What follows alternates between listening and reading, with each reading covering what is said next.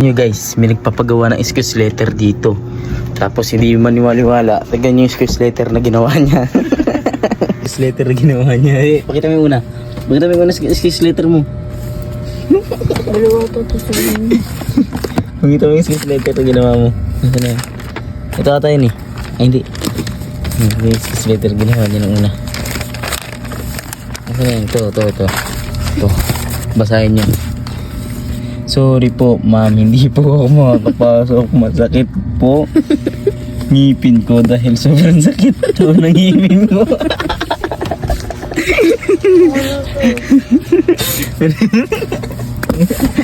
Sorry po, ma'am. Hindi po ako makakapasok. Masakit po. Ngipin ko dahil sobrang sakit ng ngipin ko. Dalawa to. Kaya ano oras na ngayon? 11:29. Kanina siya umabsent, tapos ngayon lang gagawa ng excuse letter. Ngayon lang ako nakarinig nun. Kanina umabsent, tapos ngayon lang gagawa ng excuse letter. Bukas niya ipapasa. Kulang pa to. Excuse letter lang yan. Kulang to.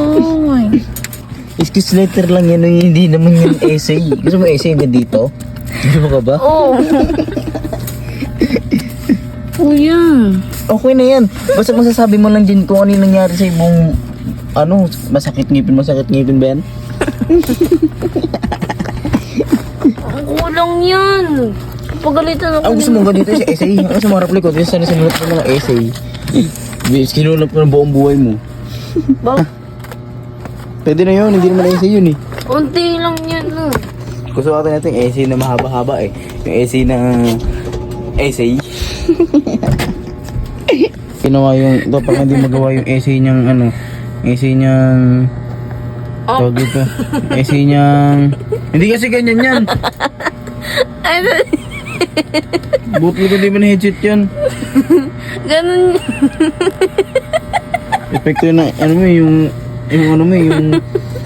tawag dito. Pati ako nawawala na yun sa ano eh. Paano ba ganito? Ganito?